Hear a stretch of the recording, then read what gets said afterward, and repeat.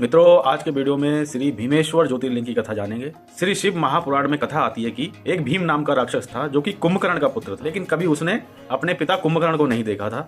अपनी माँ से एक ही प्रश्न पूछता था कि पिता कौन है, कहाँ गए हैं। जब उस राक्षस भीम की माता ने ये बताया कि श्री हरि के अवतार हुए श्री रामचंद्र जी महाराज, उन्होंने कुंभकर्ण का वध कर दिया, ये बात सुन के उस राक्षस भीम को बहुत ही ज्यादा क्रोध आया और वह श्री हरि से बदला लेने के लिए हुंकार भरने लगा। उसने 1000 वर्ष तक तपस्या की। ब्रह्मा जी आते हैं, प्रसन्न होते हैं, वरदान देते हैं। ब्रह्मा जी के वरदान से वह राक्षस भीम बहुत ही ज्यादा बलवान हो जाता है। उसका टारगेट सिर्फ श्री हरि होते हैं।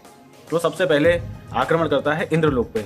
वहां पे इंद्र आदि समस्त देवताओं को वहां से भगा देता है और इंद्रपुरी पे पूरा अपना अधिकार कर लेता है। फिर देखिए वर्ण आता है कि श्री हरि को भी वह हरा देता है। उसके अत्याचार रुकते नहीं हैं। ऋषि मुनि देवगण यज्ञ दान तप पूजा पाठ सब कुछ बंद वह राक्षस करवा देता है। लेकिन उस राक्षस भीम का शासन उस समय समाप्ति की ओर बढ़ता है जब वह कामरूप के जो राजा थे, जो कि बहुत बड़े शिव भक्त थे, जिनका नाम सुदक्षिण था, उनको वह राक्षस भीम हरा के बंदी बना के मंत्रियों सहित ले जाता है और अपनी कालकोठरी जो कि एक जेल थी वहां पे जाके उन शिव भक्त राजा सुदक्षिण को बंद कर देता है। लेकिन वह बहुत बड़े शिव भक्त थे, तो उस कालकोठरी में ही एक पत्थर का शिवलिंग बना के वहां पे वह पूजा पाठ प्रारंभ कर देते हैं। जब उस राक्षस भीम को यह बात पता लगती है तो वह क्रोधित होकर कारागार में जो शिव भक्त सुदक्षिण पूजा कर रहे थे शिवलिंग पर अपनी तलवार से प्रहार करता है। जब वह तलवार से शिवलिंग पर प्रहार करता है तो भगवान शिव वहां पे साक्षात प्रकट हो जाते हैं, क्योंकि देव ऋषि मुनि और समस्त भक्तों को उस राक्षस ने प्रताड़ित कर रखा था। तो भगवान वहां पे प्रकट होते हैं उस शिवलिंग में और तुरंत ही उस राक्षस भीम को जलाकर भस्म कर देते हैं। भगवान शिव जी का इस प्रकार से अद्भुत कृत्य देखकर ऋषि मुनि देवगण सभी भक्त जय जयकार करने लगते हैं और प्रार्थना करते हैं कि हे प्रभु,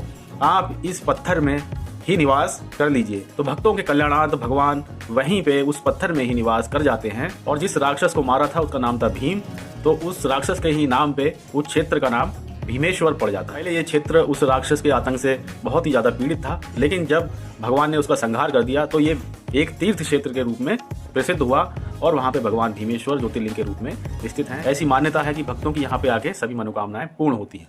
बोली हर हर महादेव।